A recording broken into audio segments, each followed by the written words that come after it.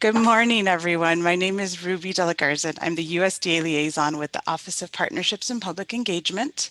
On behalf of my colleague Horace and I, we'd like to thank you for joining us for the first ever USDA Office of Partnerships and Public Engagement Texas Youth Summit.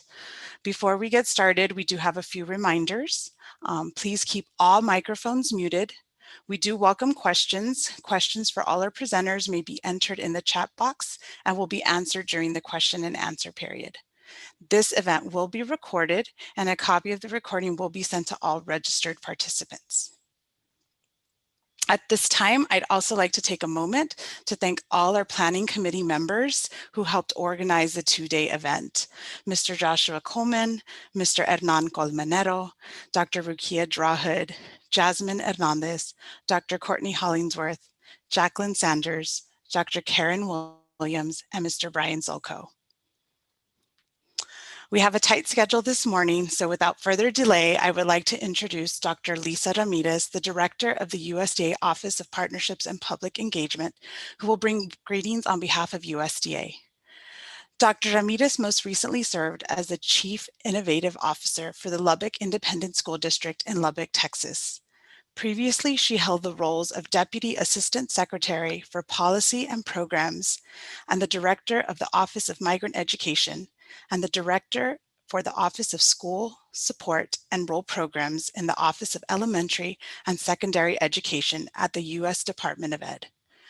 A daughter of migrant workers and a former migrant worker herself, Lisa left the fields to serve in the United States Army Reserves.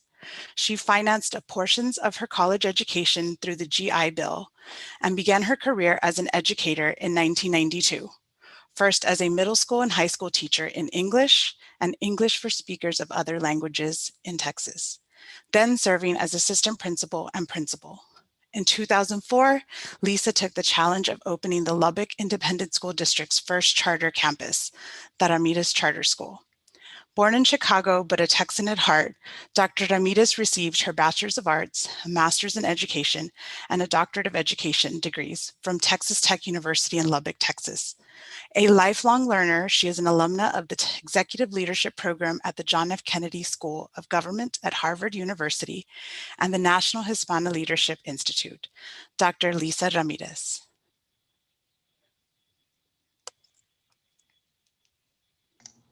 Whoops. Well, thank you, Ruby. Sorry about that. Good morning, everyone. I am so thrilled to be here as part of our inaugural Youth Summit, and I am just exceptionally thrilled that it is being held in Texas. So greetings to everyone. Greetings from Lubbock, Texas, where I am currently residing. I am just thrilled to know that the summit is occurring for a variety of reasons. As I look at the participant list and I think about all of the people that you reach daily and that you will continue to reach, I know that this message will reach other folks and that this summit will do nothing but grow and become bigger and better every single time because you have been part of it. So as we think about all of the great things we're going to be doing for the next couple of days, I do just want to step back for a minute and just remind everyone on here how close we actually are to agriculture and to agricultural workers and people that work in that. And some of you may be thinking, I'm not close to anyone in agriculture. I don't know anyone that might be working in some capacity. And I'm going to say to you, have you ever had an apple? Have you ever had an apple? Because if you've ever had an apple, there was a lot that went into that for it to happen, for it to be in your hand. And I always use the example of the apple because an apple is actually one of the products that we eat that actually has to be touched by a human hand. But it's not the only human that's involved in that.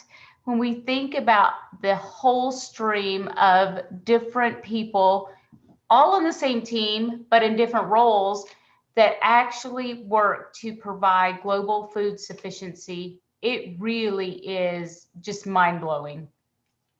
So today I'm hoping that you will listen and hear something that really connects to you in the area that you enjoy, whether or not you've ever considered a job in agriculture and whether or not you think about coming to work with us at the department, because there's so many different opportunities. We don't often think about all of the different ways that you could inform the livelihood of everyone and just the nutrition of everyone that you see, because every person that you know probably eats. Everyone that I know loves to eat, but it's even more than that.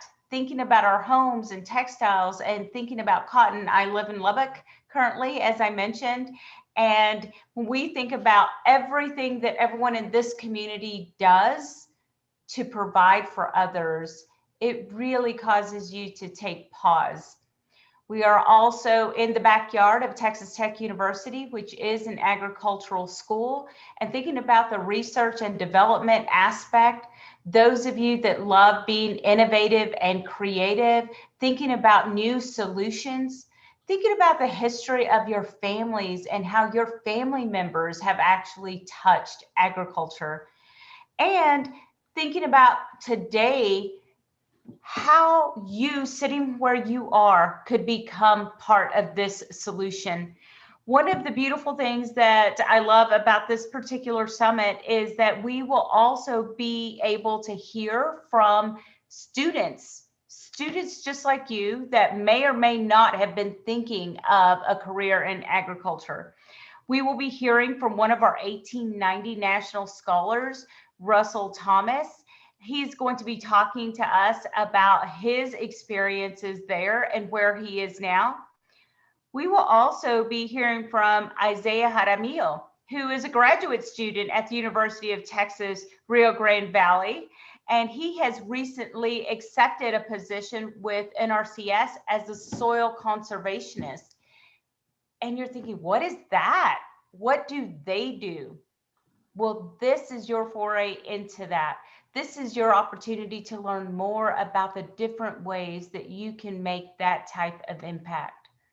You may be wondering as you drive in your communities, how many people have really thought about a career in doing this? How does someone do that? Who could help me to understand that? How would I even get to go to college? How would I know who to talk to? Well, there's so many different people on this call today that are here to help you. We want to help you. We are depending on you. We need you. We want you. And so we hope that you will consider, and as you are sitting the next couple of days, having an open mind. And so I know that I only have a couple of minutes to talk with you, but I do want to tell you a funny little story about how I came to be doing the type of work that I'm doing. As Ruby mentioned in the intro, I was an agricultural worker, but a different kind of agricultural worker than many of the people on here today. I actually moved around the country from place to place working in crops. My father's from Mexico and my mother was born in Minnesota, and we traveled everywhere. And I really, really disliked being out there for a long period of time, just working the fields. I didn't know who got to own the fields, who got to be in charge of all the fields and deciding where all of those products went. And working with my grandfather all those years, and my grandfather's father worked in this, and his father worked in this. So just generations of people working in this capacity. And I just never understood why it was that other people got to make those decisions. And so you are now at a place where you can start making those decisions. And I hope that you will have conversations with people in your family, people in your community, and ask them what they think the role of agriculture is in their world, because it's bigger than you can imagine. It really is. Because when we think about agriculture, we know that agriculture affects everybody, every day and in every way. And I hope the next couple of days help you to realize that. I extend an invitation to each of you to reach out to us if you have any questions or anything that we can do to help make this transition into the U.S. Department of Ag. I hope that you will think of us and reach out to us. And with that, Ruby, I wish y'all the best of luck today. And to all of the students out there, I hope to meet you soon. And I know that you are going to do amazing things, and I'm glad it starts today. Ruby? Thank you, Dr. Ramirez. I would now like to introduce Dr. Carolyn Williams, Executive Associate Director for Extension at Prairie View A&M University. Dr. Carolyn Williams is a native of Palestine, Texas. Her mother enrolled her and her younger brothers in the 4-H program under the leadership of the late Mrs. Ruby Ragsdale, Anderson County Extension Agent. She received a 4-H scholarship to attend Prairie View A&M University in 1973 and majored in home economics education with plans to become a county extension agent. She graduated in May 1977 from Prairie View with a Bachelor of Science degree and started her career as an extension agent with the Texas Agricultural Extension Service, now known as Texas A&M AgriLife Extension. After serving as an extension agent for 18 years in 4-H and Family and Consumer Sciences with Texas AgriLife, she assumed position as program leader for Family and Consumer Sciences with the Cooperative Extension Program at Prairie View A&M University in February 1997. In 2011, she assumed the role of Associate Administrator, where she has administrative oversight of extension agents and specialists in 35 Texas counties.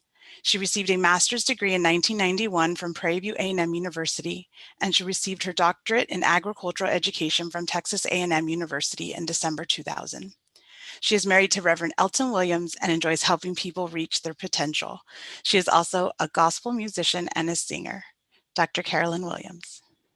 Thank you so much, Ruby, and good morning and welcome to this amazing Texas Youth Summit. We have been waiting on you all. We have been planning this summit to hopefully give you such a unique view of the world of agriculture that you will be excited to see what you can do to make a difference in the world. Because I guarantee you, if you take this route, you will truly, truly make a difference in this world. I'm excited to bring you greetings from the amazing campus of Prairie View A&M University, who sits 40 miles from Texas A&M and about 30 miles from the suburbs of Houston. We are the second land grant in the state of Texas. The other land grant is, of course, Texas A&M. And we are unique because we receive funding from the United States Department of Agriculture to conduct agriculture programs, 4-H programs, community development, and family and community health programs. And so we pride ourselves in the difference that we make in the communities that we serve. We love being in the communities. I loved being an extension agent for those 18 years. It's just amazing, all of the hearts and the lives that you touch, because we are inviting and exposing everyone to the opportunities that agriculture presents. I realize that there is greatness in each young person that is listening this morning, and the greatness in you is just waiting to come out. Agriculture may be one way to bring it out, and I guarantee you that we all will be much better when the greatness in all of us comes out to help. So please take advantage of these next 2 days. And we're here to help you find your niche or to find your way. Can you imagine? I've been doing this over 40 years and I still look young. I think so. But anyway, it's been a fabulous year. It's been a fabulous career. I've been all over the world, mostly traveling through extension. I've been in almost every state except maybe 3 or 4 through my extension career. But I want to encourage and motivate you to allow the best that's in you to come out and realize that there is an amazing opportunity than you could ever imagine in the world of agriculture, because agriculture is life. Thank you for joining us and enjoy the summit. Thank you, Dr. Williams. So, like Dr. Dramita said, agriculture affects everyone's lives every day in every way. So, over the next 2 days, we hope that you'll learn about the different opportunities in agriculture.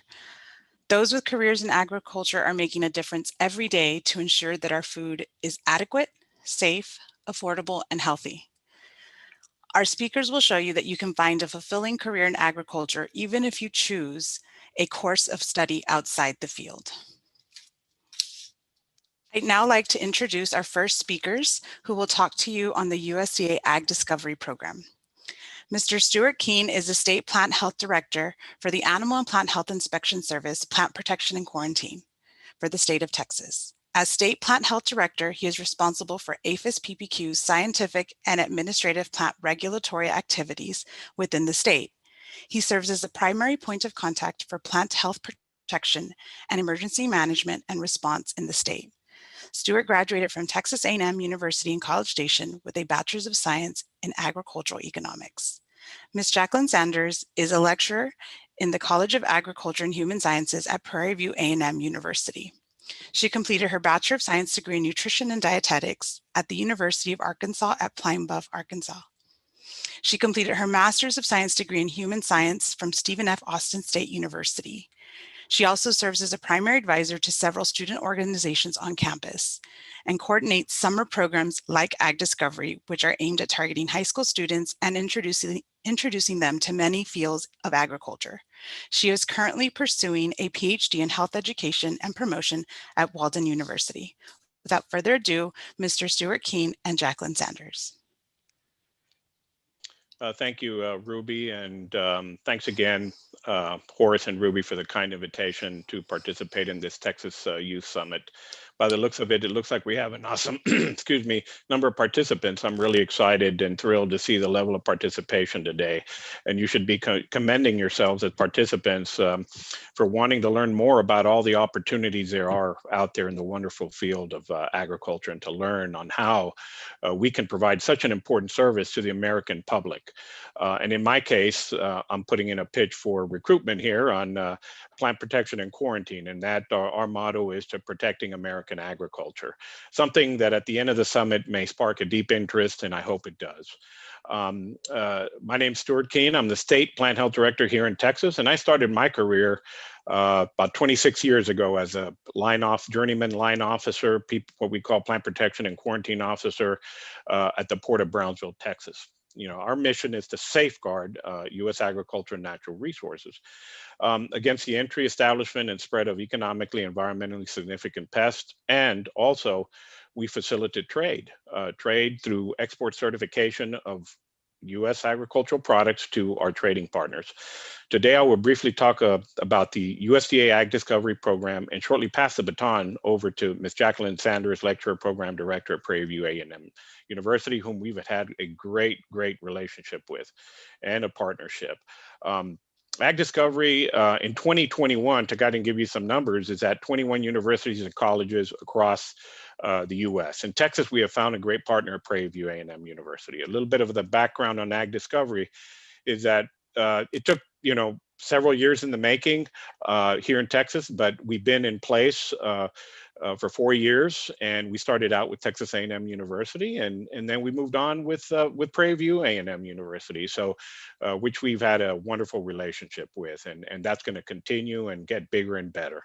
Ag Discovery is that unique opportunity, a summer program for students like yourselves to explore agricultural sciences, gain knowledge on careers in animal and plant health disciplines, wildlife management, veterinary services, forestry, biotechnology, entomology, food safety, food production, agribusiness, and much more. Just right there, that's all agriculture, and there's many more opportunities out there. The program allows for students to live on a college campus, learn about agriculture from university professors, scientists. I've had my staff work with Ms. Sanders on many occasions, many years, on presenting some of our work within plant protection and quarantine, and experience firsthand on learning workshops, behind the scenes tours, laboratory and field exercises in addition to a variety of other cultural and team building activities. So you get to learn from others that are around you, and especially that team building activity is really important, and you get to learn and meet new people, meet new students out there through that 2 to 4 week outreach program. So, the targets are middle school and high school students like yourselves that are interested in learning more about the opportunities in agriculture, about plants and animals and agribusiness. Again, thank you for your interest in agriculture. I'm sure you'll find this summit very rewarding, and I'm glad and I'm really proud to be part of the first launch of a series of many years of having the youth program. So Ruby and Horace, thanks again for the invitation. I'll pass the baton over to Jacqueline Sanders, Lecturer and Program Director at Prairie View A&M University, so she can provide you the finer details on how Ag Discovery works at Prairie View A&M University. Thank you. Take it away, Jackie. Thank you, Stephen. Hello, everyone. My name is Jacqueline Sanders, and as you've heard, I'm the lecturer and also program director at Prairie View A&M University. And my background is nutrition and dietetics. And when it comes to directing an ag discovery program, I wanted to ensure that students get the picture that it's not all about plants, farming, and plowing and things like that. I want to be able to introduce a program that is roundabout, that encompasses all of those different areas of agriculture. So with the Ag Discovery program at Prairie View, those are the things that I like to highlight. And I want to make sure that students understand all aspects of agriculture. Next slide. So this past year, we had a total of 27 participants to participate in the program. With COVID-19, the pandemic, I was happy to see that many students still wanted to participate in the program, and it was phenomenal. We had students from all across the world, Colorado, Florida, Maryland, California. So we had students from all over still come together and be a part of this phenomenal program. Next slide. What I want to do is just kind of highlight the overview of the program here at Prairie View. So it's typically a 2-week residential camp. We have several camp counselors that are hired on to participate and be there with the students. They encourage networking and growth and development. They plan weekend activities. They encourage the students to engage in campus activities. And these are just things that are outside of the camp activities or the camp sessions. We also engage in professional development sessions that are designed to just provide additional insight for students to be better, to better themselves and to learn from others. We typically have about 4 different field trips that we provide within a program that is going to be team building. It allows for collaboration and networking. We visited the Houston Ship Channel, Dr. Baker's Vet Clinic, which is very popular amongst all of our students or students within the College of Agriculture because they learn a lot. Dr. Baker has been with Prairie View and assisting Prairie View students for many, many years. And so this is an excellent site for students to visit. Also, iFly Houston, their STEM program. So it's just that connection with STEM and agriculture. The USDA Plant Inspection Station is a very, very popular station or a site for students to visit. And it provides the opportunity to allow students to see Customs and Border Patrol and the Plant Inspection Station. They have the opportunity to ask many questions and learn about the day-to-day operations of PPQ and all of those aspects of agriculture.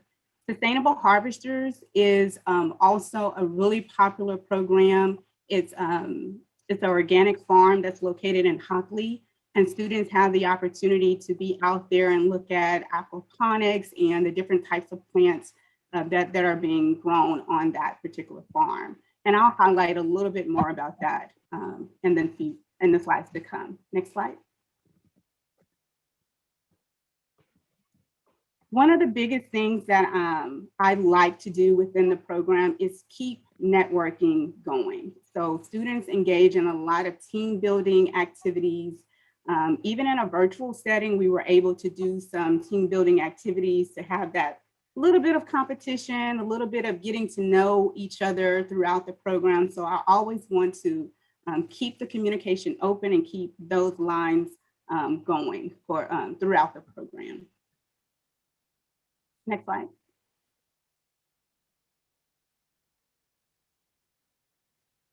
Students have the opportunity to, of course, do a campus tour. We also had the opportunity to do a virtual tour of West Texas A&M University.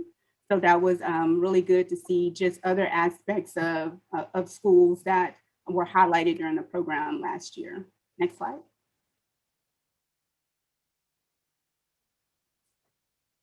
As I move into some of the sessions that were very popular, I just wanted to show some of the slides and things that students did throughout the program. Each student received a kit. The kit contained everything that they needed for the program, and they could not open the box, or they could not open it until the day of the presentation, so that they couldn't see what was in store for them until we opened it for that day. So students had the opportunity to grow 3 different types of vegetables. Here is, if I'm remembering correctly, so, they did a sunflower, they did radish, and then they did cucumbers. So this is the growth at the beginning of this week, and toward the end of the program, they saw some growth. So this is something that they could continue after the program. Next slide. Veterinary medicine is the opportunity for them to learn about different aspects of animal science and becoming a veterinarian. And they also had the opportunity to look at some of the tools that veterinarians use. Next slide. Zoonotic diseases were talked about a lot because of the animal science aspect. And they also had the opportunity to participate in a glow germ experiment to kind of identify where germs hide on your body. Next slide. This was a suturing experiment, keeping in line with animal science. Students had the opportunity to work with Dr. Milton Daly, and he had them to suture a banana. And one of the students didn't have a banana, they had a tomato. So it was a different type of skin texture, but they had the opportunity to do the experiment. And as you can see, everyone is on the slide. On screen, so they had the opportunity to really showcase what they were doing, ask questions, and it was very, very interactive, very fun. Students took pictures in their homes and, you know, just showcasing what they were doing. So they had a lot of fun throughout all of the sessions. All of the sessions were like this. Next slide. Entomology, ag surveillance, don't pack a pest. These were 3 sessions that students had the opportunity to engage in. They were sent little kits like this that showcase different types of species of bugs that were talked about. And then one student got creative. He decided he wanted some barbecue sauce with his bugs. But hey, also don't pack a pest, understanding when you're traveling out of the country or, you know, outside of the US, you don't want to bring things back that can be harmful to our plants, our trees, and things in the US. So ag surveillance talked about that, as well as don't pack a pest. I'm sorry, and setting traps, how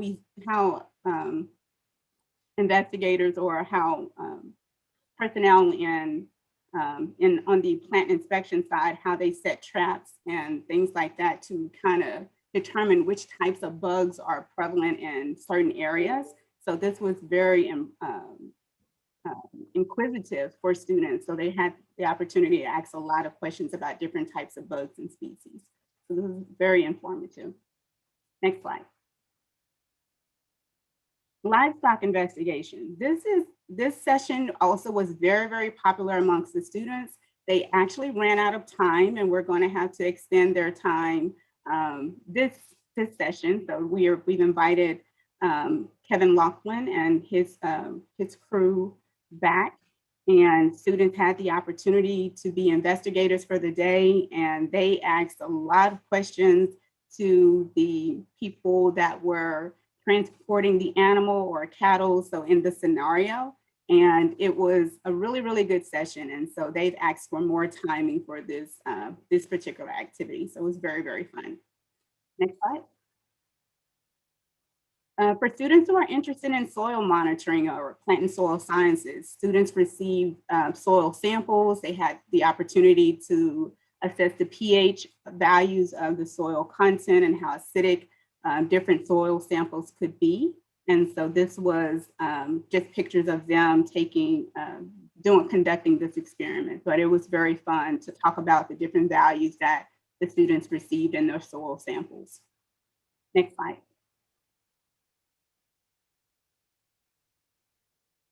Ag technology. This was very fun as well. I'd say all of them were fun because all of the activities were very hands-on. Every single activity for the day, the students had something to do, and they were assigned something. So students were sent drones, and they also had the opportunity to look at the use of a farm bot and how drones are used in agriculture. So they had the opportunity to keep their own drones and also understand how different technology in agriculture works. Next slide. Professional development is huge. It's something that I want to make sure that students are aware of different things that really are going to be important in their growth and development. So defining etiquette. So this was a session that students learned how to meet and greet people, where to wear their name badges, how to sit at a table like in a formal setting when you sit down, understanding what is your actual plate and the forks and spoons and things like that. It was important, and students, expressed that they didn't know certain things. Sometimes we just sit down, we're ready to eat, but in a formal setting, you want to know what's the proper thing to do.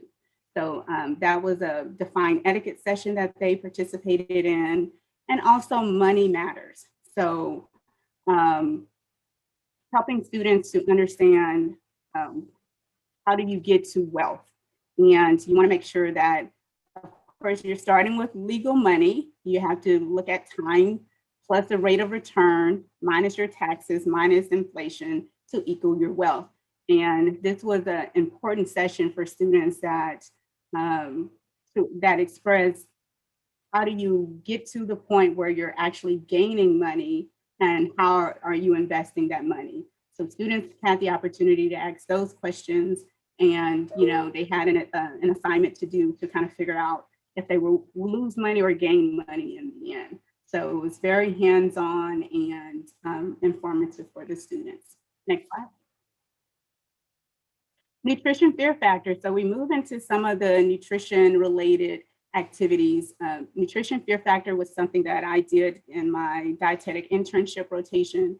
And I thought it's always been something that I want to showcase. We hear about so many different types of foods, and students were all sent these samples of foods. And then we went through a session where they had to try each of the foods. And so they had the opportunity to try edamame, lupini beans, okra snacks, dried mango. And this was a chili mango. So I just wanted to throw in a little twist, as well as seaweed. And when we had the dietetic intern students and nutrition students, we brought them in to be a part of this session and to go through the nutrition facts for these foods and the nutrient content. And a lot of the students did try them, and some of them were looking like this in the picture, because they were scared to try the food. They've heard of it, but have never tried it. That was the whole idea. We hear about these different foods, but sometimes we're scared to try it. So this was an opportunity for the students to try those particular foods. Next slide.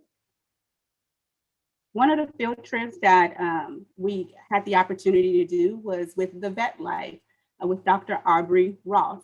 Not necessarily the Vet Life, but he is a part of the Vet Life. This is 3 veterinarians that are on Animal Science or Animal Planet, and Dr. Ross. They have an office here in Houston.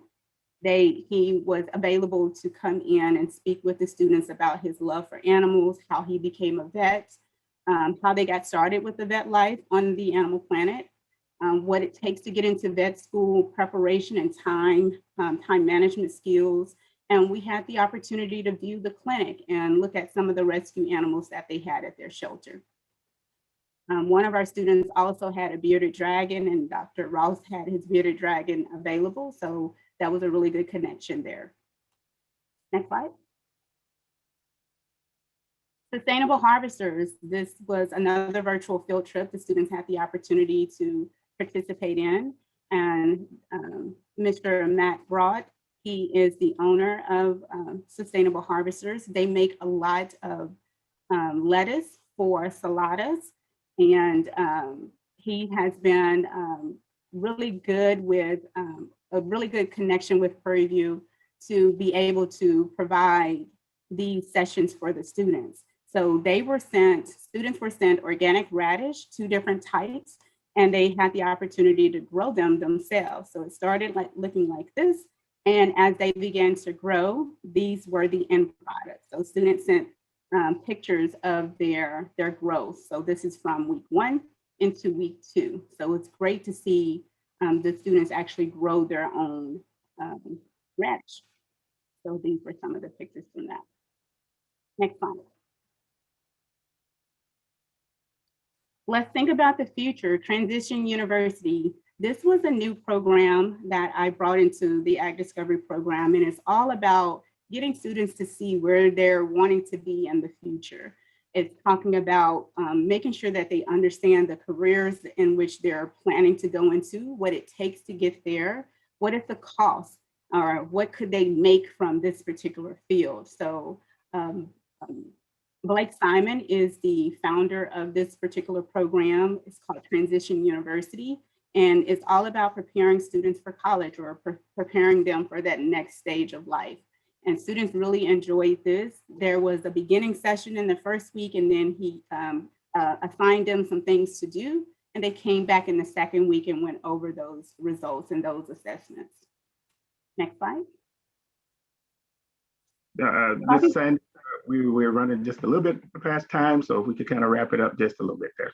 Thank you so much. Very interesting. We know it's going. We know it's good. Thank you so much. No problem. No problem. All right, careers in the USDA and college talk. So we always talk with students about the careers in agriculture as well as USDA. And we had some people just come in and talk about preparing for college. Next slide. So in summary, our Ag Discovery program provides a perfect opportunity just to explore various careers in agriculture, including food science and nutrition. We allow participants to have a glimpse of college life and what they need to do to prepare for college. It's very hands-on, and it's an opportunity to network and build lasting relationships with others. Next slide. So who's next? So if you're interested in becoming or attending Ag Discovery at Prairie View, don't hesitate to reach out. Thank you. Thank you very much. And if you have any questions regarding the program, please enter those in the chat and we'll make sure we get to them, if not in the chat box during the question and answer period. Now you'll hear from Ms. Andra Collins on Future Farmers of America. Andra Collins Johnson happened upon the field of agriculture after being led to it by her high school counselor. The FFA in agriculture changed the trajectory of her life. She has been an ag teacher for 16 years now and helps students chart their path for the rest of their lives. She teaches at Benjamin O. Davis Jr. Senior High School in Aldine, Texas, in Houston, Texas. She is a graduate of Prairie View A&M University and Sam Houston State University. Miss Andra Collins. What? Well, now I really want to have you guys. I don't. Can you hear me? We hear like an echo. Well, you might hear echo. I can turn it down a little bit. It's. No, I think it is your speed. Oh, it might be the speed. Yeah, Speed. bandwidth. Where are you on? Why, like Wi-Fi signal is weak? Did that help a little bit? No, it's a super ego, super echo. Do you think if she turns off her camera, it'll be better to reduce the bandwidth? Is that better? A little better, but still kind of. So, Ruby, why don't we see if we can go to the next speaker maybe? And then Yeah, you may restart your computer. It may get better. Okay. We can go ahead and move on. And yeah. Okay. Yeah. Our next presenters will be on 4-H and youth development, and it'll be a panel moderated by Dr. Rukia Drawhood and Mr. Jaron Small. Dr. Drawhood serves as the program leader for 4-H youth development for the Cooperative Extension Program. She has over 20 years of experience in youth development and non-formal education. She holds an undergraduate degree in public affairs and an advanced degree in educational studies. Mr. Jaron Small has served as the extension agent for 4-H youth development in Harris County through the Cooperative Extension Program at Prairie View A&M University for 2 years. For over 8 years, he has also sponsored events and educational programs for youth through a nonprofit he co-founded called Legends Do Live, and their more recent Reading with a Rapper program. Mr. Small has an undergraduate degree in mass communications from Prairie View A&M University. Dr. Rukia Drawhood and Mr. Jaron Small. Thank you. Hello, everyone. Hey, Gerald, do you have a camera? Can you switch on? Yes, my video is on. I don't know why. Is it working now? Okay, fine. Perfect. So my name is Jaron Small once again. I am the 4-H agent for Harris County. And Dr. Drawhood is my, I guess you could say, manager colleague.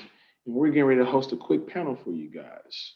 I want to make sure we can introduce our panelists really quickly. We have Paris Williams. Paris, are you here? Yes, sir. Then we have Russell Thomas. Russell, are you here? Yes, sir, I am. Okay. So could you guys briefly tell us how you got involved in agriculture? Briefly, 3 minutes, possibly each. Paris, you can go first because ladies are first.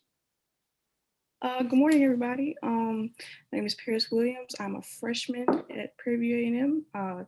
Just finished up my first year. I received the Passport to Careers scholarship at Prairie View, so I have a full ride scholarship and a second scholarship through SAIL by the help of Mr. Smalls, for sure. Let me tell you right now, this man, email this man if you need help because he got you. I really wasn't sure if I wanted to do agriculture at the beginning. I was really thinking psychology, but my family kept telling me, there's no money in that. You're not going to get anything from that. That's not going to help you. And you're not going to like it. And I was just trying to figure out really what I wanted to do. And I knew that, food was really important in the world. And I enjoy food. And I feel like I could change. It's a big task, but I could change the world some way if I really wanted to. So I was trying to figure out ways to really figure out how to get into school at this point and how to do it correctly and do what I want to do. And scholarships were the way to go because college is expensive and scholarships are a blessing. It doesn't matter the amount, whether it's $1,000 or a full ride scholarship, money, free money, give it to me, all of it. So I applied for many scholarships. You need to apply for sure. That's just because you don't know what you're going to get and what you don't know what you're going to get or what, you might not get accepted to. I tried for the 1890 scholarship at Alabama A&M and Prairie View. Didn't get either of them. I tried for a couple other scholarships that, aren't that big. And one of my last scholarships was my full ride that I applied for, and I got it. And since then, I've been, really on my game because I have to keep a 3.0 in order to keep it for the rest of my college time. And I've been doing good so far. I started in the summer, last summer. I started with the 3.5 GPA, fall 3.71, and we're gonna see what I have this semester. But it's been going, it's been an experience. I know COVID has been, it's been a task. It's been challenging, but we all got through it. And I think that, next year will really be, it'll be a prize for us because I know think things will be different next year. I can go out to farms and actually do things because I don't have much experience right now. I want to have that experience. I wanted an internship this summer, but that just didn't work out the way I planned. But next year for sure, because I really want to work in this. I want to work in this field. I have had some forest experience with Kristen Wells about like last year or maybe a year before that. I did some nursing programs, some college readiness programs and all that, just to, get my foot in the water with a little volunteering and whatnot. But I might be over my time. I really want to thank you guys for listening to me, and I'm really glad I was able to be put on this panel. I feel important just a little bit, and I really hope I help somebody. But the biggest thing is to network, find emails, find important, nice people to talk to, and they will help you. Wonderful. If you need help, ask. What was that, Ms. Strawhood? Thank you so much. Thank you so much. You are welcome. Russell, thank you for your response. Russell, are you ready? Yes, ma'am. How y'all doing? My name is Russell Thomas. I'm a 2020 graduate from the Prairie View A&M University, majoring in agriculture with a concentration in agricultural business. I had, and I guess as they said, I'm supposed to tell you how my college career and how I found agriculture, and it actually through programs like this. So it's kind of crazy how things come full circle, and now I'm speaking on a panel when I used to be, it was in person at the time because this was long before Corona, but I used to be sitting on campus in these panels and discussing and speaking with Mr. Hodge and some other professors at the school at the time about the opportunities in agriculture. So my high school experience of going to events like this will be very important to you all. This will give you a leg up within knowing your professors already, knowing faculty already. This will also, as Paris mentioned, scholarships. I learned about the 1890 scholarship, which I was a full ride recipient of, through going through programs like this and through discussions with Mr. Hodge. Specifically to agriculture though, I wanted to be in business. I knew that. And so I really was originally going to just go to the business school at Prairie View and follow the basic track. And my mom always encouraged me to, think outside the box and try new things. And so going to experiences like this, I had the opportunity to learn about agriculture. And I was a Boy Scout, an Eagle Scout. So I had already been in nature, been in conservation in ways, but never specifically put the term agriculture on it. So Prairie View helped me really define a lot of things I had already had my hands on throughout my high school career. Through conversation with Mr. Hodge, someone you all get to meet if you go to Prairie View, Dr. Parks, Dr. Jones, they encouraged me to seek agriculture because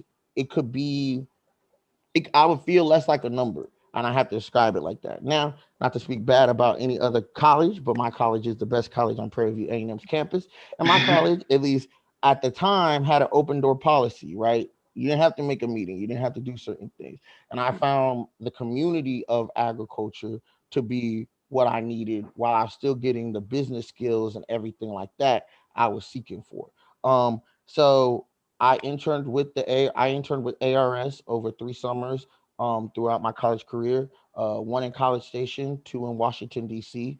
Upon graduation, I received a full-time offer from the USDA working with ERS in Kansas City, where I'm a budget analyst now, and I manage over $2 million worth of financial expenditures for the USDA as it comes to cooperative agreements, research agreements, and different things like that. So overall, I think my journey was, I think in certain ways, Mr. Hodge would say it went perfect. I came to high school. I was there in high school, got the scholarship, interned, and now I'm full ride. I'm a full-time employee with the USDA. And so that's kind of just a brief look at my career. I say an encouragement to you all. Always leave your mind open. Don't ever focus too much in. I think that's what the USDA has taught me. That's what agriculture has taught me overall, is that agriculture is so big and we don't even, and a lot of the world doesn't even know it. So if you keep your mind open, there's a lot of opportunities in plant soil science, animal health, and just different areas, business. Agriculture literally touches everything. Any degree, you could go become a pharmacist and still find a job in agriculture. You could go become a doctor and still find a job in agriculture. You know what I mean? So that would be my biggest encouragement to you all, is just to keep your mind open in the space of agriculture, because agriculture literally is life. Literally is life. Any other department cannot do anything without us. Know that. So that's amazing. I was a comm major at Prairie View, so I'm gonna think otherwise, but I definitely agree, and I've learned over time with working in 4-H how big agriculture is in our rural and urban communities and areas. Dr. Hood, you got the next question? Yes, we have one more panelist to introduce. Oh, that's right. That's Dr. Monte Williams. So we'll ask you the same question in terms of briefly tell us who you are and how you got involved in agriculture. Okay, I am Monte Williams. I am program director for Texas 4-H with Texas AgriLife. I grew up on the farm, really. I mean, so I've really come full circle, or maybe I never left. It depends on how you want to look at that. Grew up on a small family farm. My granddad had been on the place, and we raised cattle and rabbits, and we grew gardens. And when my brother and I got into high school, we started Christmas trees and got into the Christmas tree business, and then sold those trees and helped us in the college to pay off our debt. And so that is where I came from. And now I'm working with 4-H. I'm encouraging kids to be involved in the field of agriculture or follow their dreams. Maybe that's the way I should say that, to follow their dreams. I've heard it over and over today already, and I appreciate the fact that everybody looks for opportunities, and we're providing opportunities. I think Russell said it when he said it's about community. And I think agriculture is just part of that. And then relationships. It's all about relationships. And that, to me, that is what extension is. That is what a 4-H is. It's about establishing those relationships and then building and keeping those relationships going as you move through high school, college, and into the career of your choice. It's that. And as Russell said, agriculture is life. I think Dr. Ramirez said when she first started today, everybody is involved in agriculture because we eat and we wear clothes. I mean, we say that, we think that's very simple. It's cliche, but it is the truth. And you can't say it's not. Truth is truth. And people involved in agriculture touch everybody's life. And so we need to continue to encourage kids to be involved and follow their dreams. Awesome. I agree 1,000%. Well, we have about 2 minutes left on our panel. And if you could just give us very brief parting thought, 30 seconds or less, on why you believe 4-H is a good option for young people and for schools and community organizations to collaborate or participate in. That might be a question for everyone, but Dr. Williams, let's start with you. Okay. Quickly, it is about opportunities. It is about partnerships. It's about leveraging what you have in partnership with what the other organization has to provide those opportunities for kids. Yeah. Awesome. Piers or Russell? Yes, I would say it's about exposure. Just being exposed to different things can always open your mind up to new opportunities and new loves you didn't know you had. So mainly for me, exposure. For me, community for sure, being involved in, what's going on in your area, because I was in Dallas, so you got to find places to go to really be a part of 4-H just because, it's in the city. And hands-on experience, that's the best thing, to know what you want to do and to be able to do it. Awesome. Thank you. Well, in closing, I want to thank all of our panelists. I want to thank my co-moderator, Mr. Small. And as they said, 4-H is about opportunity, it's about exposure, it's about community. And in the terms of youth development, it's about helping young people find their sparks. And it's about helping them belong, find a place where they belong. So thank you very much for your attention today, and we hope that you will consider the various opportunities that 4-H has to offer. Thank you, Dr. Drawhood, and thank you to everyone on that panel. I'd like to see if we can get Miss Andra Collins back on. Andra, okay, I'm here. You sound great. Perfect. Okay, so everybody else turn your mics off. Hi, everyone. How are you? Good, good, good. I was really going to try to do a shout out to you guys, like you rep your schools, but everybody has to be muted. So if any of my students are on, I'm not on campus today, but if you're on, we're going to rep for BOD. We have our own little chant. And so I also went to Prairie View, so we have our own chants and we have our own traditions. And definitely in Future Farmers of America, we have our own traditions, and that's what I'm on here to talk about today. But I hope you guys are lit, live, and alert, because it's a lot of information coming at you today, but you definitely need all of this information. So you got a little bit of background about me. First, I want to say that Prairie View A&M University changed my life. A lot of you guys are in the age of dating and getting to know what you like and what you don't like in someone else. And so you probably had that first feeling of love. So let me break it down for you. Prairie View A&M University is my first love. It is the first place that I learned to overcome, persevere, go through. It made me into the woman that I am today. And so I love the purple and gold. I love the hill. And that is my favorite place on earth. I love Prairie View A&M and I love Sam Houston, but there's a different love for Prairie View. So I just wanted to take a minute and share that I think that Prairie View A&M is the place for you to be if you should choose to major in agriculture and any of the related sciences. So yes, I've been teaching for 16 years. I used to also work for the United States Department of Agriculture. And while I was in Rosenberg, Texas at an extension office, I met someone who told me that if I were to become an agriculture teacher, I would be the first African-American female in the state of Texas to be an ag teacher. And so that's how I ended up at Sam Houston, because I wanted to be traditionally certified to be more competitive in the hiring process. And that's how I am where I am today, to talk to you about National Blue, Corn Gold, and the organization as a whole and some of the things that we do. So I'm going to jump right into it. So you want to change your life. A little bit about me from a high school perspective. I wanted to be an attorney, and I still love criminology and everything related to law. But I was having a lot of family issues, and my counselor told me to take an ag class. And I know counselors do that because teaching high school, I've had a lot of counselors just throw kids in my class. So if you happen to get into an agriculture class and it may be some things happening you don't understand, or why they wearing those corduroy jackets and all that kind of stuff, don't worry about that. You just need to get in and get the experience. So I decided to be different. And I decided to go ahead and join the FFA.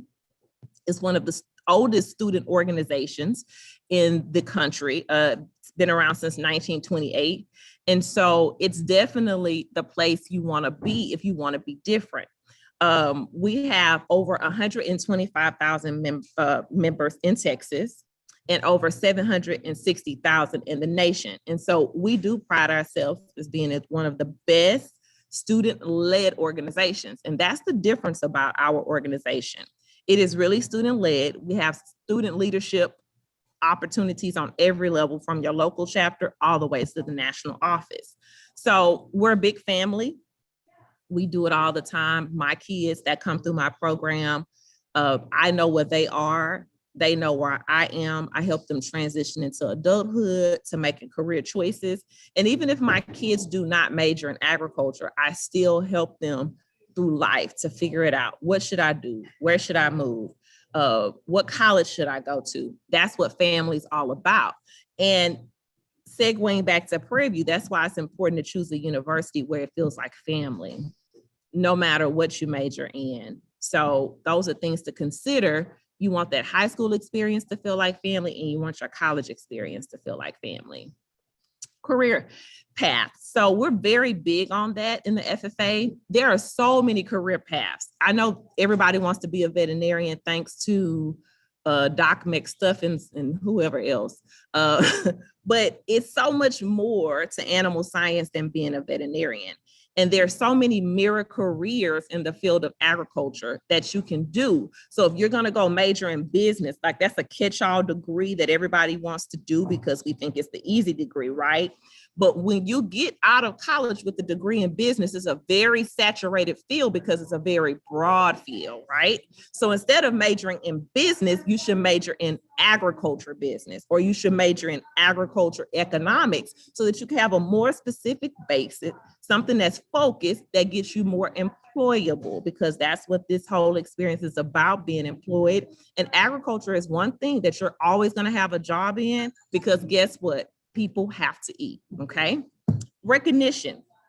We believe in recognition in our organization. We're pretty big about it. I always tell the kids, we're all about the Friday night lights. Like some of you guys may be an athlete, you ladies may be in athletics.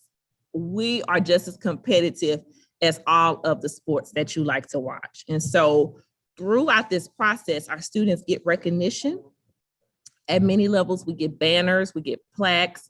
The more recognition a student gets, the more eligible they are to get scholarships, because in our organization, we're all about activity. Now, we're not a blue ribbon organization. If you want to win, you have to work, okay? This is not the organization, especially in Texas, because our membership is so big. You have to really be the cream of the crop to rise to the top. But if you go through the process, you're going to be a better individual for it, okay? So we have recognition. We give out star awards. We give out awards for every type of student too, not just the kids who raise agriculture projects. We have different types of awards for all types of students. So any business, let's say you breed puppies, that's a business, you can get recognized for that if you go through the application process and you win. If you sell lemonade, you have your own special lemonade. The cool thing that's taken off in the last couple of years is beekeeping. So there are students, different places around Texas that actually are into bee production. Okay. And we know we need that to keep our ecosystem going. So many levels of recognition, and your teachers are going to recognize you. We really love when our kids are involved, motivated, elevated, because we want you to excel. Next thing is health. We're all encompassing organizations, so we're going to be concerned about your personal, emotional, spiritual, and physical growth, right? You're outside working, you're moving, all those type of things. We want to see you grow from 9th grade to high school, and it's predominantly a high school organization. We do have some 7th and 8th grade affiliations in different places in Texas, but we're primarily a high school organization. So that's one difference for us compared to 4-H. You come along and you can do 4-H and FFA at the same time, but FFA is in school based. Okay, so we want you to be healthy. I love to see when my students become adults. I love to see them grow from 9th to 12th grade year. And that's the best feeling in the world as an educator and as an FFA advisor. Next slide. Okay, so scholarships. There's so much money for scholarships out there, but the key to getting the scholarships is this little box down here where I have responsibility. So we have something called Supervised Agriculture Experiences, better known as like, oh, I got a steer or I got a pig. That's really called a Supervised Agriculture Experience. So when you have your SAE, you have your online record book, you have all of these activities, even the activities, if you're on the cheer team, those activities count towards your record book hours. If you work at church, if you volunteer, if you start a whole volunteer project, a service project that's continuous, that actually can count as an SAE. So for my urban kids, my inner city kids, my kids that may even grow up in the agriculture setting, but don't want to focus on that at school, there's still so many options to get scholarships and the time earned to get the scholarships in FFA. So want to encourage you to jump in and be different. You don't have to do traditionally what all the other kids are doing. We travel a lot. When we first opened up this new school, they used to just call me the lady with the boots on. And they know when I hit the ground and I have my little ducks behind me, we're getting on a bus and we're going somewhere. I don't only travel with my kids for competition, I also like to expose them to different things. So in the past, we traveled to Prairie View and we've been on the extension farm. I traveled to different minority producers in the state so that we can see what they're doing real time. Like, I love that type of thing. One time we drove all the way past Huntsville because we went to actually see a semen collection from Ultimate Genetics. So those are the type of things I do with my kids. And so we travel for competition. A lot of kids have never been away from their neighborhood. So if you want to get away from your parents, which you should join FFA, okay? Now you got to do a little work. We got to study, we got to prep, we got to memorize some scripts, we got to know some pictures, ID, and things like that.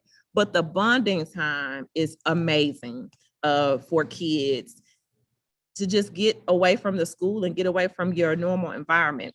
Now, the question was posed, do you have to be at a school that has an FFA chapter to be an FFA? And unfortunately, yes. All of our chapters are school-based. So my chapter, our chapter number is TX1552. That's the way you do it. We don't have an affiliation program to where you can join if you're not in school, but 4-H is a good option for you if there is not an FFA chapter near you, okay? Because there's normally a 4-H program somewhere near you. Responsibility is key here. And I will say this, I see Miss Yolanda, she asked a question. I heard people say, and there are FFA chapters on that campus, they don't know. Because normally the FFA class or the ag class is in the back of the campus. Sometimes the counselors are very selective about who they tell about the FFA classes or the agriculture classes. Some districts also have it set up to where you have to get bused to a specific campus to do agriculture. So just ask around to see if there really is an FFA chapter or an agriculture program on your campus. Here's another thing. It could be an ag program, but no chartered FFA chapter. So you could make history if you choose to help a teacher charter an FFA program, okay? Because there are some ag programs in Texas that have inactive or chapters that have never been activated. So that's something to consider. Responsibility. So here, I'm sorry, my little decal is so small, but I was really excited about this graphic. So what I will do is have Ms. De La Garza email everybody this graphic so you can see it up close and you can reuse it in your classes to teach about the experiences. But responsibility. So I was always pretty, I guess, mature, but definitely when I got into FFA, it kind of projected me. I had my first project. He was a lamb.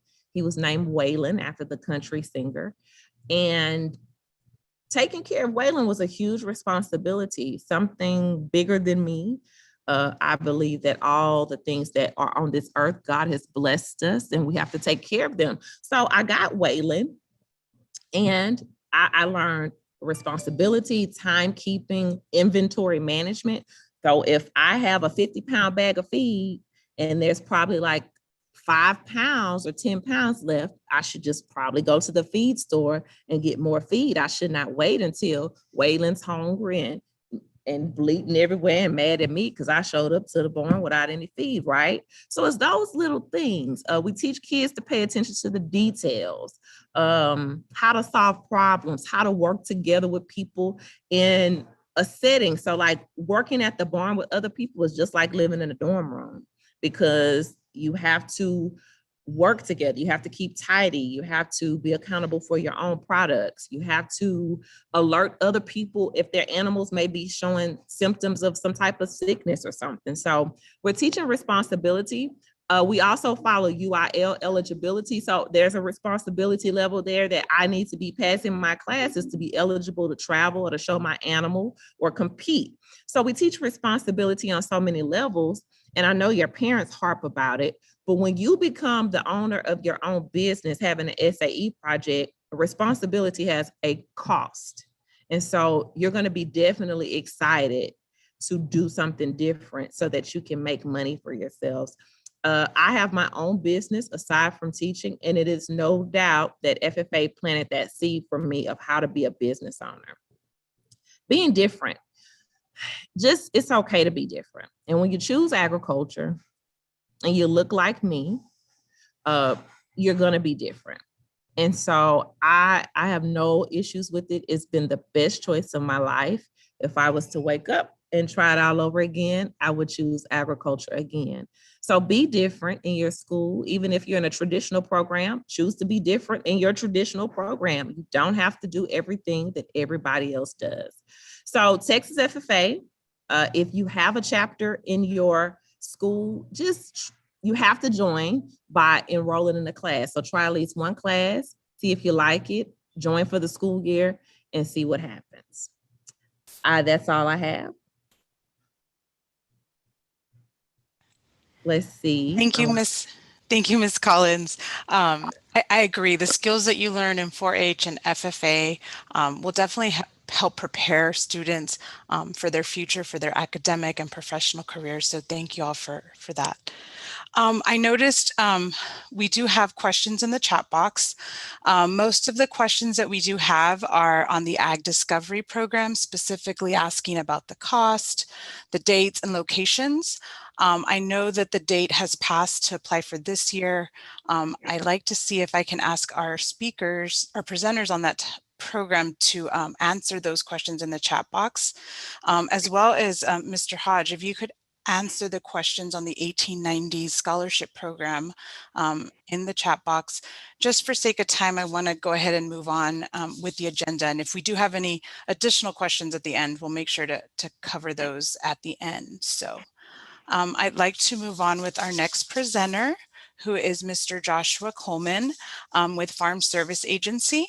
Mr. Coleman serves as the State Outreach Coordinator for Farm Service Agency in Texas. As the coordinator, he is responsible for program planning, implementation, and development of policies and procedures necessary to deliver the outreach and communication programs for FSA. Prior to joining the federal workforce, Mr. Coleman was an agribusiness educator for Alcorn State University Cooperative Extension Program in Mississippi. He values the significance of outreach and education and understands how important it is to assist producers from each area of agriculture and from all backgrounds. A native of Mississippi, Mr. Coleman earned his bachelor's and master's degree in agricultural economics from Alcorn State University. Mr. Joshua Coleman. Thanks so much, Ruby, and good morning, everyone. It's a pleasure to be here with you all, and just want to say, because we've heard a lot of Prairie View grads, so I am glad to represent Alcorn State University this morning, the original purple and gold. And so, thank you all for being here and joining us today. I'll be talking just a little bit briefly about Farm Service Agency's youth loan program. Andra, she kind of segued into this perfectly, and so it will really tie into it. And pretty much this program is designed for our youth to be able to be engaged in ag. So next slide. So FSA's youth loan program makes low interest loans to youth to start and operate income producing agriculture related projects. So as I go through the presentation, I encourage you to think about some of the different projects that you may have always wanted to start, but you didn't have the ability to do so because you may not have the financial resources. It's similar to, and it will be, running your own business. And so we see kids running all of the different types of businesses, whether it's making lemonade or whether they're making some type of home decor, what have you. But when it comes to agriculture, it's not one of the things that we promote, especially when it's an agriculture producing project. Next slide. So youth loans are available to anyone between the ages of 10 and 20 years old. And so to request a youth loan, you must be a U.S. citizen, a non-citizen national, or a qualified legal alien. And you must also have an advisor who agrees to provide supervision and oversight of the project. Next slide. So an applicant must also be capable of planning, managing, and operating the project with guidance from your advisor. So as Ms. Collins mentioned, with FFA students working with their SAEs, this type of thing, it really you have to be engaged in it so that you can take care of that project, because at the end of the day, it's your responsibility to make sure that you're carrying out all the tasks that you need to so that you can be successful depending on the type of project that you may have. So when I mentioned to you to think about the different projects that you may have wanted to start, this is where that kind of starts to come in. So you can start planning it and thinking about what it would take to actually accomplish that project and carry out those goals. And again, you must have parental consent to do the project, because of course we want their support as well, because they're just an important part of this as your FFA teacher, your 4-H advisor, or whichever ag organization you may be a part of. Next slide. So you might be wondering what type of projects could be funded with our youth loan program. Well, nearly any kind of ag-related income-producing project could potentially be funded. So things that you might be interested in doing might include livestock. So you may decide that you maybe want to purchase a steer, you maybe want to purchase some sheep or some goats. You may want to do crops, so you may want to go plant, work with a parent or some other farm in your community to maybe plant a couple acres of greens, or maybe fruits and vegetables. You may want to plant strawberries. So, but it can get a little different. So with floriculture, let's say you may not be directly and have access to everything that you need to do full livestock production or full crop production, but you may have a good experience in growing flowers. And so that could potentially be a project as well. And so while this isn't an all-inclusive list, it kind of does give you an idea of some of the different types of projects that you might be able to take out and take part in with the youth loan. Next slide. So the overall goal of the youth loan program will be to get you started in an agriculture-related business that will be successful for you. Some other details to think about would be that when you apply, it must be planned with the help of an advisor, such as an FFA advisor, a 4-H leader, a tribal youth advisor if you're a tribal member, or other ag organizational leader that you may work with. And the project must be of modest size, and it must produce enough income to repay the loan. And so you don't want to start out, let's say you do livestock, you don't want to start out with a herd of 50, but you maybe want to start small, maybe with 2 or 3, get the experience that you need, get used to working with the livestock, and then you can kind of work and expand and build from there. And so when you're planning out your project, you also want to project some income and associated expenses with the project. And so you want to know, kind of when you'll be selling. And so if you're raising maybe an animal to take to the livestock show, then you generally know that, once you sell it, that's when you'll have your income coming in. Or maybe you won't sell to the livestock show and you'll just take it to the sale barn. Then those type of things you'll take into account when you're actually projecting out what your income will be. And as such with expenses, of course, if you're doing livestock, you have feed, you have medication. You may have other expenses that are associated with transporting the animal. And so all of those things you want to take into account, because when you're running a business, you want to make sure that you have budgeted for everything that could be involved with that project. So that way, you know how much money is coming in and how much money is going out. And so after you've looked at that, if there is enough income left over at the end, then it may be enough for us to make a youth loan. And it might be something that we can all consider. And so the project, it must provide practical business, financial management, and educational experience. Because again, we want you all to be able to build your experience and build your skills in the realm of production agriculture. And so while there are many different things across the spectrum of agriculture that you've heard about this morning, that you'll hear about for the next day and a half, if that's where your interest really is being in production agriculture, then this could be an avenue to help you get that experience that you need and moving forward with that project. Next slide. So how can loan funds be used? So depending on what type of project you intend to start, your loan funds might be used for several different things. So you can buy livestock, seed, and equipment.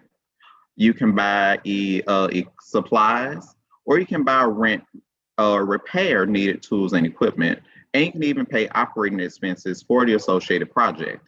And so there are a couple of different things, again, that these loan funds can be used for in helping you to carry out your project and operate your business. And when you're working with your loan officer, they'll kind of help to guide you through that process along with your project advisor to be sure that you're thinking things out clearly, and so that way you'll be able to borrow what you need to get started with the project. Next slide. So now just talk a little bit about the loan details. So you can have a maximum loan amount of $5,000, but that doesn't mean you have to borrow all $5,000 at one time. It just means that you can't have more than $5,000 borrowed at any given time.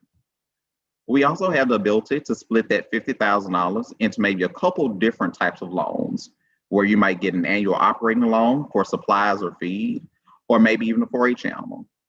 Then you might also have the opportunity to buy breeding livestock that maybe could be set up on a little bit longer term. Now, we also require collateral, and collateral consists of crops, livestock, equipment, or other items that are purchased with the loan funds. The repayment schedule is worked out between you and your loan officer, and is going to be tailored to the type of project that you want to start. For instance, if it's just breeding livestock, you might have one annual payment after calf sales.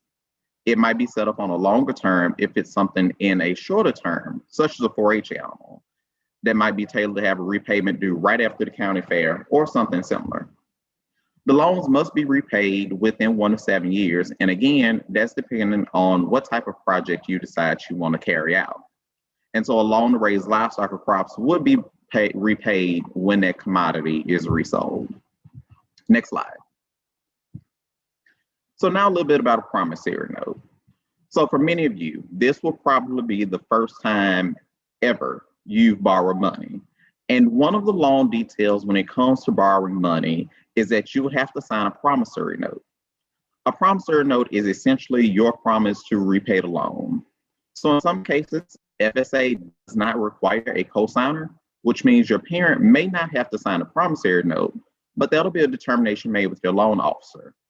And so generally, it will be up to you to put together a project that you feel will make money and will give you the ability to repay your loan. Again, the loan program is designed to help you get that start into this agriculture-related business. And so part of being a responsible business owner is being able to take care of any obligations that you have and making sure that all your expenses are paid, so that way you can invest whatever your profits are, either into your operation or other things that you may be interested in. Next slide. So we'll take a minute here and just talk about the benefits of youth loans. One of the biggest benefits is it gets you a start towards a future occupation if you want to come back into production agriculture. And it also teaches you how to borrow money. There's going to be a lot of conversations with you and your loan officer that teaches you the ins and outs of what it takes to borrow money for ag-related projects. It's also going to help build some credit with your FSA office. So if you ever have a goal of farming and ranching in the future and may want to eventually expand, starting a relationship with your local FSA office is going to be where this comes in. It's going to be your first start. And talk a little bit about how it can help with money for future educational needs. One example of where a youth loan has really helped was we have a youth that did take out a youth loan when he was around 10 or 11 years old when he was in middle school. And he started his project only with a herd of about 3 or 4 animals. And so after his first loan, after his first sale, he repaid his loan. But over the years, he was able to borrow money at different times to help him to increase his herd size. So over the years, as he increased his herd size and he had his sales, all the money generally from his sales and that he had left over from profits, he set to the side, which helped him to offset some of the educational costs when he went to college. And of course, college is expensive. And so even with scholarships, there can still be some expenses that you may have. And so that having that extra amount of money set to the side from his farming operation that he ran himself as a teenager allowed him to be able to cover some of those expenses. And so after he finished college, he decided that he wanted to go back to his ranch. And of course, when he got ready to go back, he'd already had a very sizable herd that he could work with and build from there. Another type of expense that you may be able to, that we were able to fund was the purchase of a trailer. And so, of course, when you have cattle, you may need to move them around either to different pastures, if you have pastures located in different parts throughout the county, or to just even take them to the sale barn or to the local livestock show. And so the youth loan, it did allow a youth to be able to purchase a trailer. To be able to do that it is an eligible equipment expense for producers and youth to take part of. Another example before we move on will be, and this isn't necessarily tied back to the youth loan, but it just goes to show how beneficial it can be to participate in a 4-H project or FFA project as a youth. Last year at the annual Big Tex Youth Livestock Auction in Dallas, the grand champion steer sold for $75,000 to and the winning steer belonged to a Harris County 4-H'er. And so of that $75,000, that 4-H'er was able to keep $30,000, and the remaining $45,000 went to the Big Tex Scholarship Fund to help fund scholarships for other students. And so there's tremendous potential there if you are if you're raising livestock for show animals. And it just kind of gives you some possibilities of what might could happen for you with being able to take advantage of a youth loan and having some of these different types of experience that are available to you.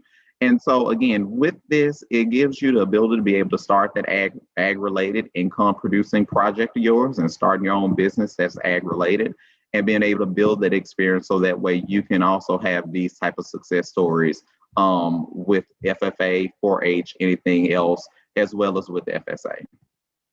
Next slide. So now that I've hopefully gotten you excited about starting your own project, starting your own ag business, and how to finance it, you might be wondering what your next step is. So your next step is going to be to visit with your parents regarding your ideas because we're going to need their support. The second step is to visit with your ag advisor regarding your ideas because you also need their guidance, support and guidance, and making sure that you carry out everything that you need to do to make sure that you have a successful business and a successful project. And then third step is going to be to contact your local farm service agency. And you can visit with them about getting an application and getting started with your project. Next slide. So you can visit farmers.gov/fund to find more information about youth loans. So you'll complete a few questions using the Farm Loan Discovery tool, which will then show you additional information regarding youth loans, other youth opportunities through USDA, and it will also include the application quick guide youth loans, which kind of gives you details of what that process looks like in getting your youth loan.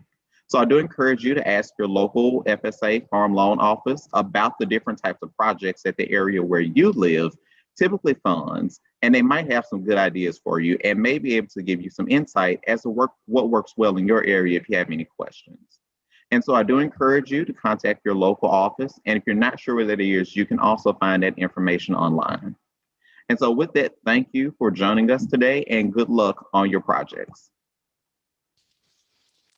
Thank you, Mr. Coleman. I will now hear from Mr. Hernan Colmenero on the Farm to School program. Mr. Hernan Colmenero is the farm manager for IDEA Public Schools Farms program. He is a USDA E. Kika de la Garza Fellow and has studied agricultural food systems in Cuba. An interesting fact about Hernan is that his last name means beekeeper. When not working, you can usually find him traveling abroad with his wife. Mr. Colmenero. Hey everyone, thank you Ruby for having me today.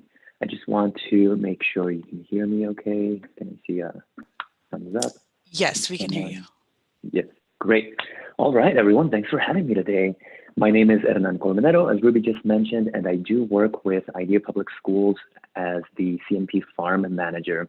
We have a very unique program, and I ended up in agriculture through a very indirect way. I studied art and philosophy at the university, and now I'm studying public health. But it was, I got here as fast as I could, and I love the world of agriculture. And if I was, a K-12 student listening to this panel or, panel of speakers, I think I'd just be enamored by everything that is available out there. I wish I could have been exposed to these opportunities. Nevertheless, I am here, and I manage the program at Idea Public Schools. I want to, if we can go to the next slide, before I dive into our program, I want to talk a little bit about what Farm to School is. And so from a high level viewpoint, it encompasses three factors. There's the education piece of showing students where food comes from.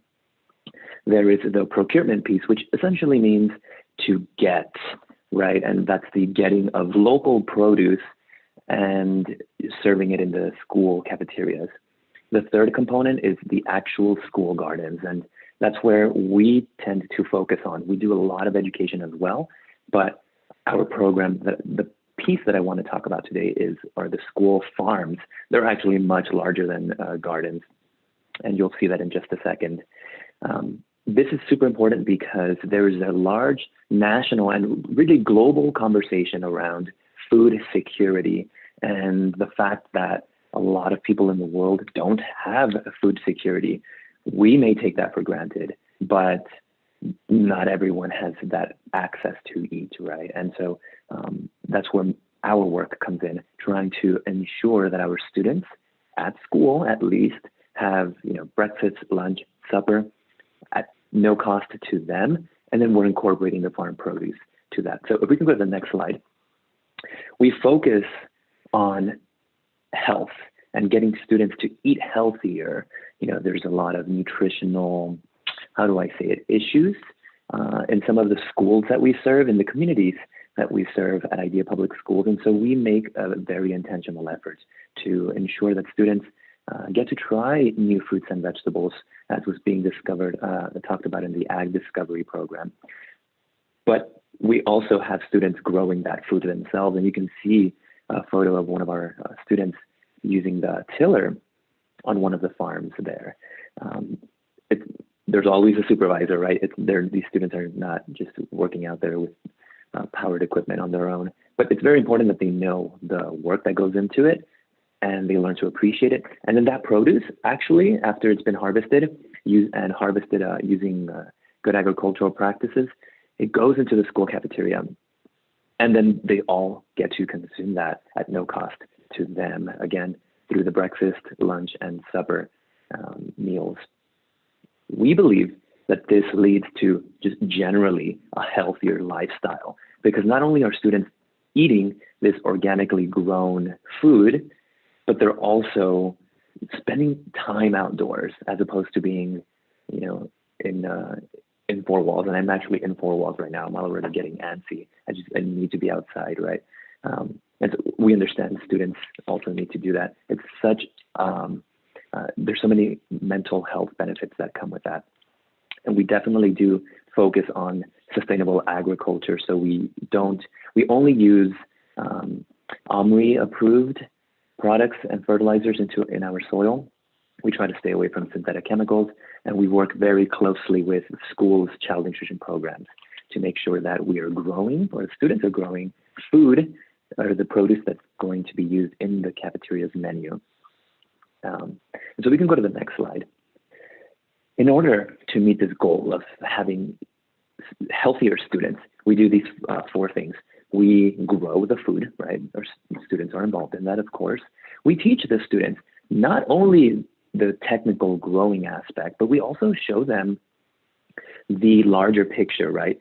The food system. We talk to them about their place, their history in time, and how we've sort of ended up here. It's very important that they are aware of their context, both globally at the national stage and locally too. We start new farms. In fact, just right now, in about 30 minutes, we are having a ribbon cutting ceremony for our newest farm over here in El Paso, where I'm currently at. And we're trying to start farms at all of the regions that IDEA has schools in, to give more students this opportunity to have that experiential learning available for them.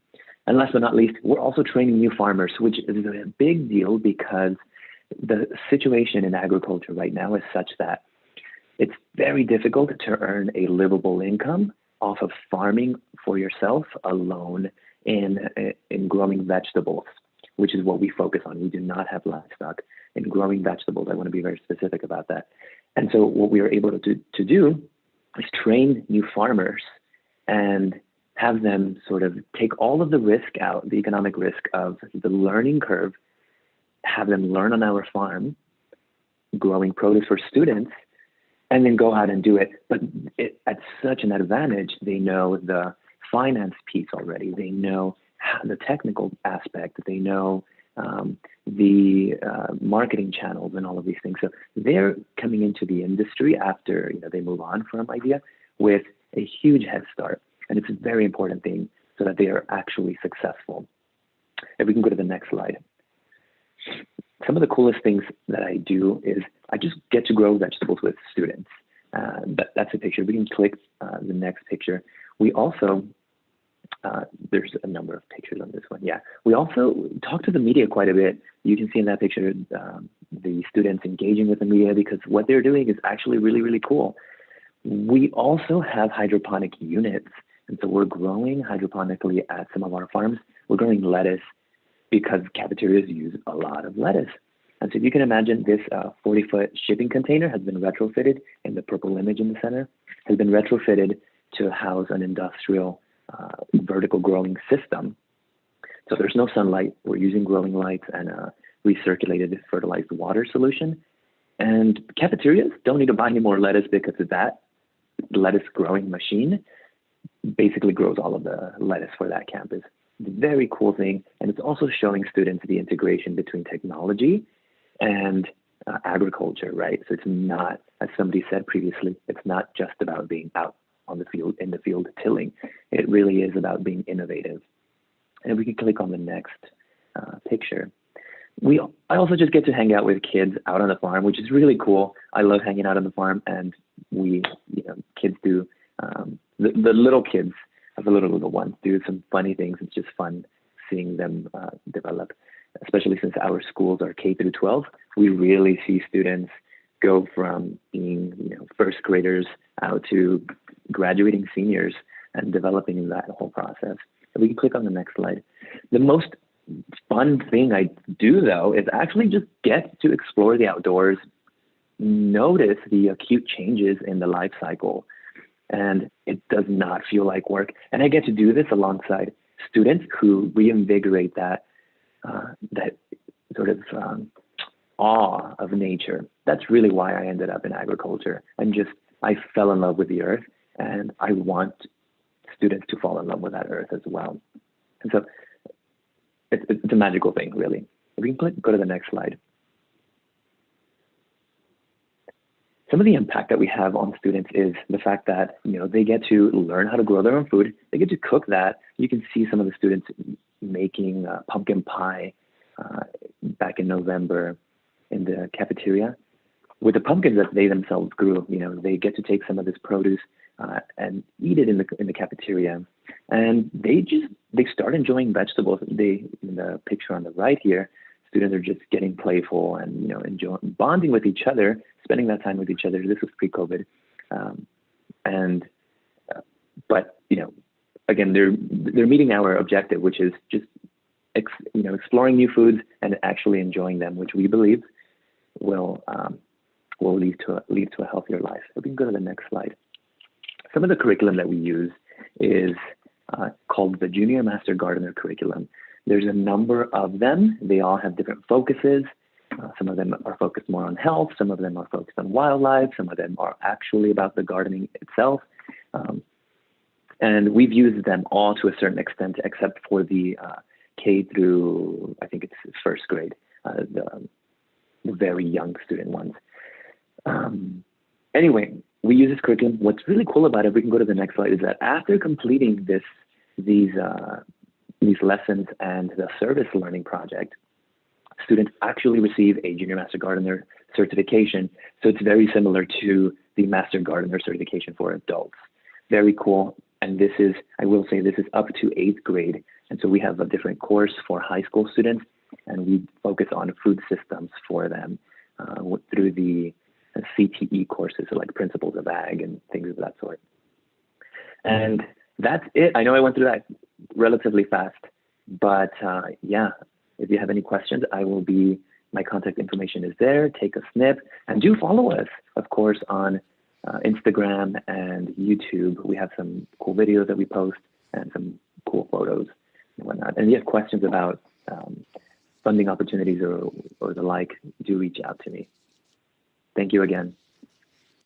Thank you, Hernan.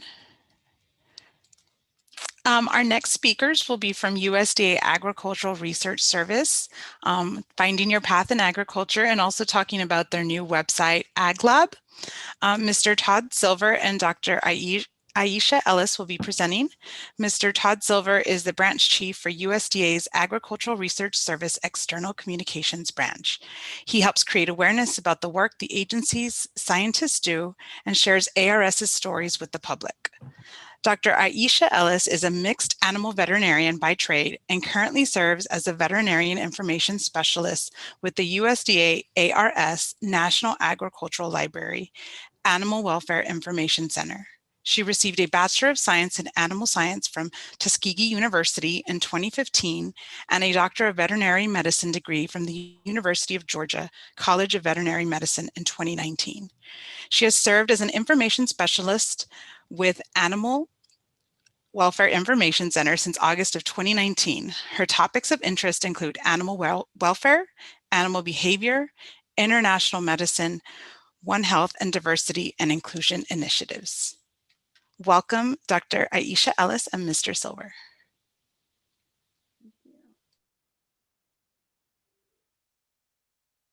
Okay, so, I first wanted to start out with, asking you guys what you think about when you think of agriculture. And if farming came to mind, which I feel like it does for most, that would be a correct answer. However, it's not the only correct answer. So agriculture can include, so many careers other than farming, and it can offer so much potential for young people because it is a growing sector that's full of opportunity, and it needs talented individuals like yourselves. Next slide, please. And so this is just to roughly go over what I'll be talking about. So I'll briefly be telling you guys a little about myself, some government careers in agriculture, some agricultural research service discoveries that can impact our daily lives, as well as how you as students can find your paths in agriculture with ARS. Next slide. And so kind of like what was mentioned earlier, I did go to Tuskegee University for my undergrad, where I received a Bachelor's of Science in Animal Science. While I was at Tuskegee, I also received the 1890s scholarship. And so I am an alumna of that scholarship, and we'll discuss the Pathways program a little later. And so, as was also mentioned, I graduated from Tuskegee and attended the University of Georgia, where I received my Doctor of Veterinary Medicine degree in 2019. And after I graduated from vet school, I received an offer from the USDA Agricultural Research Service to serve as an information specialist that would specialize in veterinary medicine with the Animal Welfare Information Center, which is where I currently work today. And so through my current job, I work with individuals who are working with animals in research, testing, education, as well as in zoos and aquariums to explore and answer those important questions regarding the welfare of the animals that they are working with. And then on the weekends, I also work with a small animal clinic as well. Next slide, please. And so my career is not the only, it's only one of the many careers that are available to you in agriculture with the Agricultural Research Service. And so did you guys know that there are over 22 million agriculture and agriculture related jobs in the US? And so this means that 1 in every 12 jobs in the US is related to agriculture, as well as new jobs in agriculture are being created every year, which again means that there's plenty of opportunity for you guys in the world of agriculture. Next slide, please. And so I also wanted to show you guys some other agriculture career paths within the Agricultural Research Service, in addition to being a veterinarian like myself. And so essentially the path that you choose can be as easy as following what you are interested in and then searching the web to, find that job that you want. And so it's important, that you guys remember that, when you're looking for these jobs, again, you're simply just kind of trying to decide what you like and figuring out what you want to do and then looking for those opportunities. Next slide, please. And so like many have spoken before me, agriculture and those working in agriculture benefits our lives in so many ways. And so I just wanted to quickly chat about 2 ways that the Agricultural Research Service impacts our daily lives. Next slide. So the first example that I wanted to highlight is basically a container. It's a clamshell container that ARS scientists have created for small fruits. And so this container allows for small fruits like blueberries and strawberries, which are 2 of my favorite fruits, to stay fresher longer. And so, with this research and with this, clamshell container that they found, it allows us to, enjoy our fruits for longer periods of time. Next slide, please. And then another example that I wanted to discuss is how ARS is fighting to reduce peanut allergies. And so I'm not sure if you guys know, but around 1 million children in the US have a peanut allergy, and only about 1 in 5 of those children outgrow that allergy. And so ARS scientists have been researching solutions to prevent or treat peanut allergies.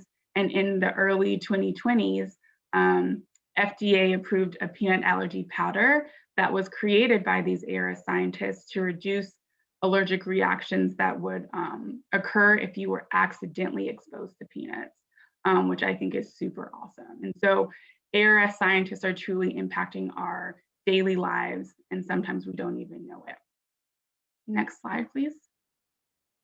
And so lastly, I just want to help you guys begin your path within agriculture by giving you information about the Pathways program. And so Pathways is a federal program that offers various opportunities to students that are 16 years or older. And as an 1890 scholar and Pathways alumna, this program allowed me to connect and talk to current leaders in my field, as well as provided me with a wonderful job with the Animal Welfare Information Center. And so if you have additional questions for me about my experience in this program, please feel free to email me with any questions that you have. Next slide. And so there are also opportunities available to you guys at the National Agricultural Library, which is where I work as an information specialist with the Animal Welfare Information Center. And so if you guys are interested in learning more about those specific opportunities, please contact us using the email addresses that are provided at the bottom of this slide. Or again, you can email me directly and I'll get you in touch with the right person. Last slide. And so I would like to just end with a quote. And again, I feel like many have said this before me, but agriculture is the key to solving some of the world's greatest problems, because it will, in the end, contribute most to real wealth, good morals, and happiness. And so again, if you guys have any questions, please do not hesitate to contact me using the email address at the bottom of this screen. So I will now hand it over to Todd, who will continue our presentation. Thanks, Dr. Ellis. I hope everyone can hear me. I'm going to actually share my screen. Or actually, Ruby, do you mind if I can allow me to share my screen?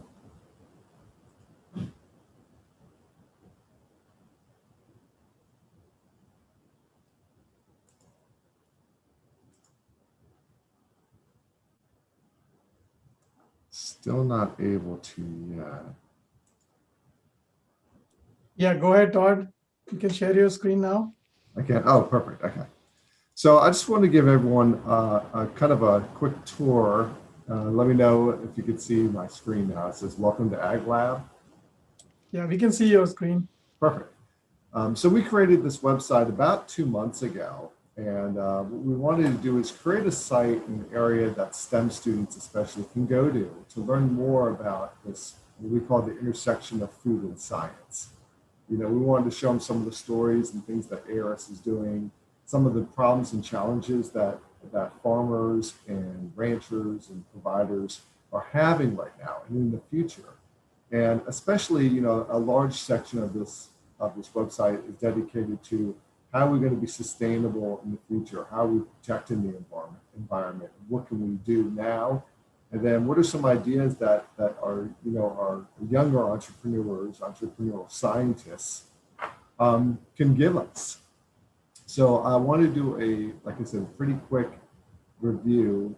We have 2 sections called Learn and Explore, which talks about ARS, our scientists, and kind of the impact that we have. Some of our most accomplished research projects, such as like seedless grapes, creating an app for ranchers.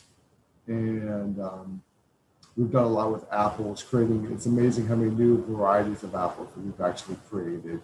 Strawberries too, lots of fruits. We created the first red-green spinach last year. So a lot of this information is going to be in our Learn and Explore section. And probably the most important, I think the most popular for the students is going to be our projects. So we've just started putting in projects. We're going to try and add 1 or 2 monthly. And these are good projects. We're ranging them from very simple ones like this vitamin C challenge to much more complex, where we're going to be giving students some data, and then they can look at the data in their area to determine what's precipitation going to be like in the next few months. What's the soil health going to be like in the next few months? And then can we project that out? So we're going to be building a lot in this project section for students and for teachers. And we also wanted to make it that for parents who want to do some experiments at home. So it's going to be a variety of topics. I'm going to skip over here real quick. So we have a lot of different sections in here. One of my most exciting is the Bee and Ag Scientist, where we kind of highlight our young scientists and postdocs. And we talked with them very briefly. Why did you become interested in science and agriculture? And how did you get started? What challenges did you have? And what's interesting to me is that a lot of them had challenges in science-related fields like chemistry and biology and really struggled. And they said, you know, they were kind of deterred at some point, but they kind of fought through it. And you know, that's kind of their advice. You have to, you know, you're going to meet your challenges. You're going to have challenges, but you have to fight through them. And there's lots of other sections here. We have some great short videos on our work. We just did a video on cicadas coming next month if you're on the East Coast. Science in Your Shopping Cart is a new podcast series where we kind of really dive into some of these products that you can get in your shopping cart, like seedless grapes or new strawberries, or as Dr. Ellis said, like the clamshell plastic, which is out there now. And this is a really interesting section too, because we really hone in on things that we think kids are most interested in, like sustainability, food safety, biodiversity, you know, aquaculture, which is becoming huge, you know, a part of agriculture. And in these sections, we really dive into some of the stories and the challenges that are going on right now. This is a great map scrolling up here where you can actually look into an area, your state, sometimes your city, and you can see what's going on there as far as ARS and agricultural research. And, you know, our labs are always open for visits and tours. You know, we love to give people visits and tours of our labs or in our fields. So, you know, you can always reach out to the directors there, or there's contact information on the labs of who you can reach out to if you want to set up. I know that our scientists love going out to the schools as well. When COVID, now that's finally settling down, but we're able to actually go visit the schools again or do virtuals to talk about what they're doing in the area, what research they're doing. And then finally, we have a big social media aspect. So, you know, we're going to be doing a lot more in the future as far as contests. We want to do Q&As with students about agriculture. We're going to give them an opportunity to interview scientists. Lots of fun things we're going to be doing on social media. So I encourage you to look at the site, go visit it often. We keep it very fresh almost daily. We have new content on there. It's aglab.ars.usda.gov. If you just Google USDA Ag Lab, you'll find it too.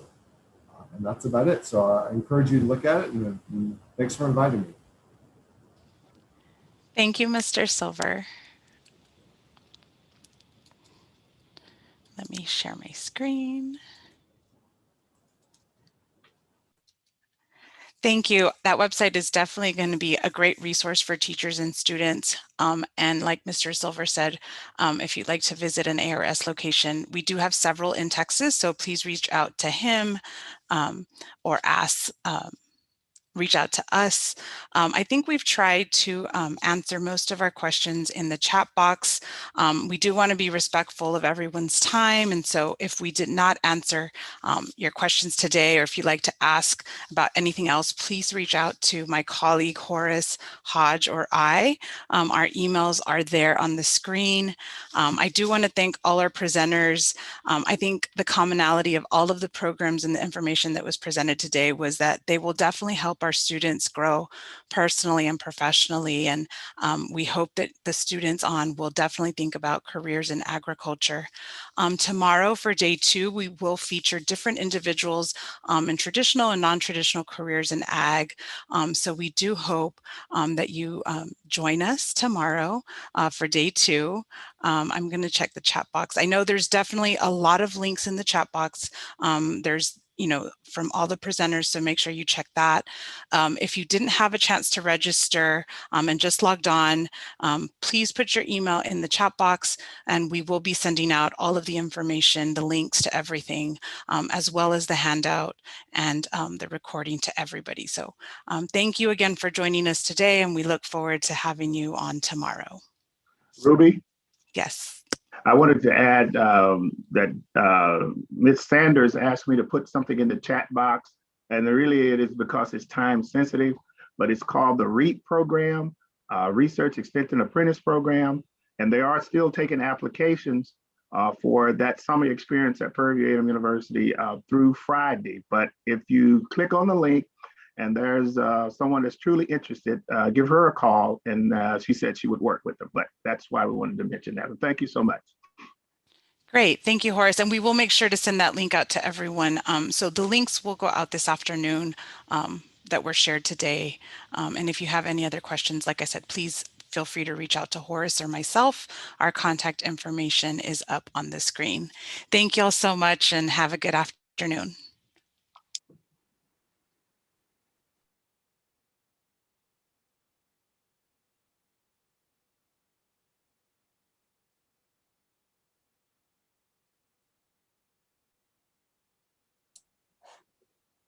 Hey, Ruby, you like to wait a little more for the emails you requested in the chat box? Yeah, if we can wait just a couple of minutes, and I think we're pretty much right on time.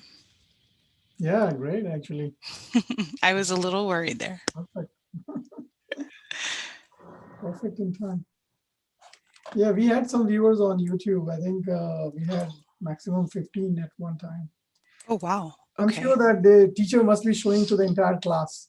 So, yeah, so I know some of the teachers who have Google Meets, they can share the YouTube link. And so they had asked about that. So yeah, I think that is how some of the students were going to watch. And then Ash, can I get a transcript of the chat? Yeah. Once we're done, I guess we can wait.